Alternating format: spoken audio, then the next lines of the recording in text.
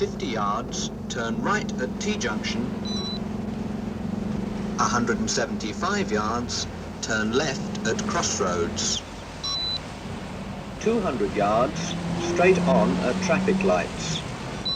Now that's what I call a really good navigator, a clear, precise instruction, given in plenty of time for me to position myself in the road so that I can negotiate the hazard or the change of direction with the utmost convenience. Yet here I am, completely alone in the car, and at the same time in the very best of hands.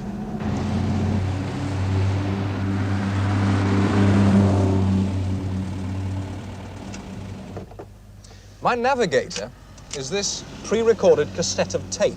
On it are all the instructions I need to find my way around this route, and if I ever use a different route, I simply use a different cassette.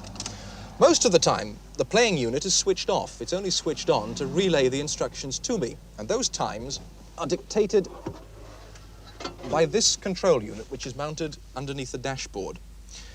On the end of each instruction is recorded a bleep, and it's the precise length of this bleep which tells the control unit how far the car has to travel before the next instructions are due.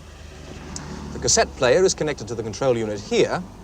Here, the control unit is connected to the car mileometer. And as my road wheels rotate, taking me forward, this wheel on the control unit rotates.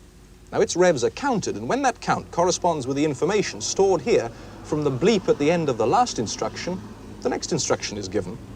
Now, this unit will work with any make of car. All it needs to know to make sure it keeps me on the right road is the size of tyre that I'm using.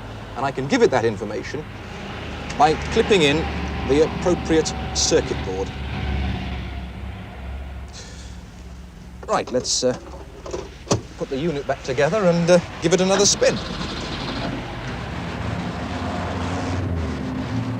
200 yards, keep left at Fork. The system, effectively, is a route map. It takes the driver from point A to point B.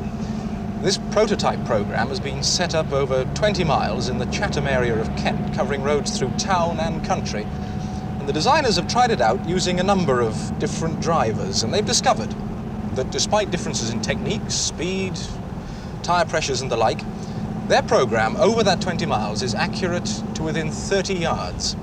250 yards, turn left at Crossroads.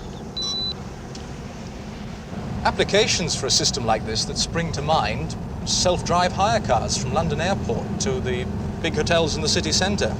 Routes could be programmed for these in all the languages of the world. Bus drivers could be trained on new routes with the utmost convenience. The designers have even had some inquiries from a firm that specialises in chauffeur-driven hire cars taking American tourists around the stately home circuit. It seems that the demand for chauffeurs far outstrips the supply, and the last thing a wealthy American wants when he's spending hundreds of dollars on his car is for the driver to get lost.